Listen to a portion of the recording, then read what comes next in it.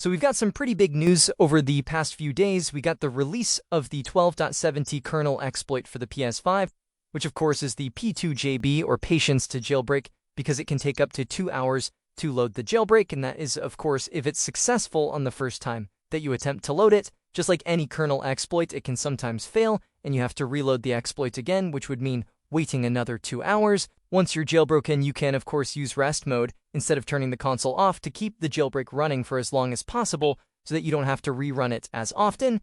But that's the situation at the moment. We can jailbreak up to firmware 12.70 with this exploit. It has a number of other benefits, being able to be chained with the other userland exploits that are released. So not just Star Wars Racer Revenge, but many other userland exploits will get support to load this jailbreak, like the YouTube jailbreak up to 12.40, and then of course we've also got YARP and many other userland exploits that could be chained with this. And then of course people up to 12.0 will be able to use this kernel exploit to then unpatch the Blu-ray jailbreak, so you guys can then use the older Poops kernel exploit to jailbreak up to 12.0 with a Blu-ray disc without needing Star Wars Racer Revenge to unpatch it. And then that way you can just jailbreak within a few seconds up to 12.0 with a Blu-ray disc. And we also have the added benefit of newer PlayStation 5 game dumps that are now being released and are being backported, so people on older jailbreaks will also be able to access newer PlayStation 5 games. And 12.70 is such a recent firmware that almost the latest PlayStation 5 games are now available. So for instance, games like Crimson Desert, Pragmata, Outer Worlds 2, and Resident Evil Requiem, they are all available as PlayStation 5 game dumps, and they'll be backported to run on older PlayStation 5 firmwares, so people with older jailbreaks will be able to run those games. And some of those games like Crimson Desert and Pragmata have only just released, and most of these games already have available backports that can backport them to allow them to run on PS5s as low as 4.xx firmwares. So you're really eating good if you have a 4.xx firmware with the recent Linux release, and now you're able to play all the latest PlayStation 5 games that are normally only available up to 12.x firmwares. You can now run them with backports on your 4.x firmware. So it definitely seems to be true that good things come to those who wait. So the initial release of P2JB was for the Lua Core jailbreak with Star Wars Racer Revenge. However, now it looks like we're going to be getting a Lua Loader version, which uses the Artemis Lua Loader with the Japanese games to load the jailbreak. Now currently it seems it may kernel panic after closing the game, even if it does release in that state, and that would allow you to unpatch the Blu-ray jailbreak using any of the Japanese supported games, the ones that are in this list here, or just wait for the YouTube jailbreak or Netflix jailbreak to get support for P2JB to unpatch the Blu-ray jailbreak without having to have a specific game. Now there is also word of a potential WebKit vulnerability, and this was posted by Nathan Fargo, a use after free in CSS font face set status. So this is a new WebKit vulnerability that could potentially be turned into a WebKit exploit. Now I'm always apprehensive when it comes to covering any new WebKit developments, because most of the time we see lots of new WebKit vulnerabilities get posted and a lot of hype gets generated about it, and then it turns out later on that it actually cannot work on the PS4 or PS5 for whatever reason, and all of the hype is for nothing. And 9 times out of 10, that is what happens. But this one does look a little bit more promising. It does seem to actually affect the PS4 and PS5, but there's still more work that needs to go into investigating this to see if it can actually be turned into a full WebKit exploit. We would then be able to just use the web browser to jailbreak the console up to 12.0 in it within a few seconds using the Poops kernel exploit, and then up to 12.70 using P2JB within a few hours.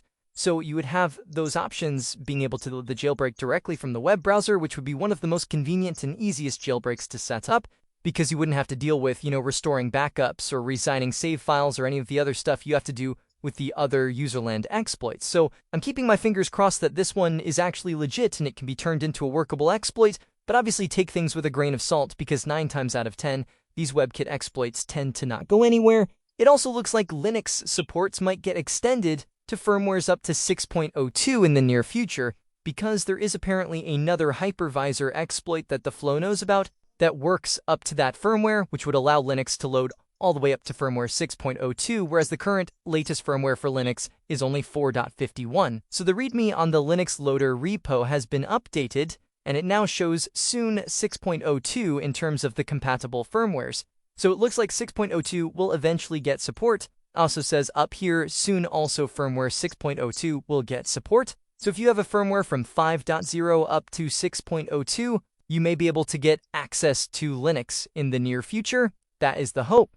Now, there have been a few additional Linux distros that are being ported. So I've been trying to port Linux Mint over to the PS5, and it has been more or less successful. There's just a couple of things I need to do to clean it up, but for the most part, it's working and I've got Mint running. Personally, I prefer Mint over Ubuntu because it's more familiar from somebody who's used to a Windows machine going over to Linux. I feel like Mint is like a good stepping stone into Linux if you're not used to running any kind of Linux distros before. So it's a good one, I think, to get working on the PS5 for those to run Linux on the PS5 for the first time. We're only familiar with using operating systems like Windows on their own computers, so I went ahead and ported that over as well. And I've seen that there's also Cache OS has been ported too, so you can now run Cache OS, a fast Arch gaming-based distro, on your PS5. And it also has the proper Steam desktop integrated in there, so you can switch it from like a regular desktop where you just log in and have your desktop to the Steam desktop where it will effectively just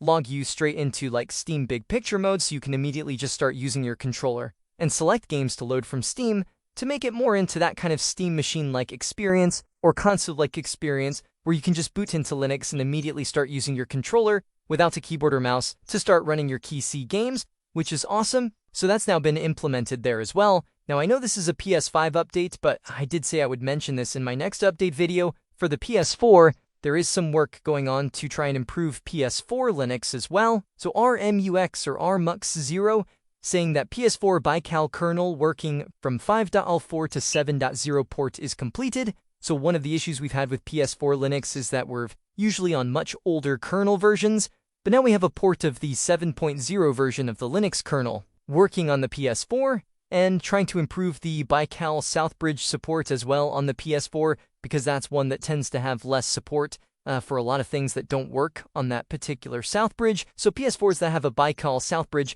tend to have a worse Linux experience. So we can see here we've got GPU, frame buffer, and HDMI, USB, SATA HDDM BD, and Wi-Fi and Bluetooth working, LED fan and power all working. And he says huge thanks to anyone who sat through the debugging. And I believe that they're also looking for additional testers who have a Bical Southbridge to help improve it further. So if you do have a PS4 with a Bical Southbridge, you can go ahead and test this new version. Go ahead and message Armux. I believe they're looking for additional testers to test who have a Bical Southbridge so that you can improve Linux support for your Southbridge and for your PS4. So go ahead and do that if you are wanting to help improve Linux for the PlayStation 4. So anyway, that's going to basically do it for this video. Hope you guys enjoyed this one or found the information useful. If you did, please give a like and subscribe. And as always, I will hopefully see you guys in the next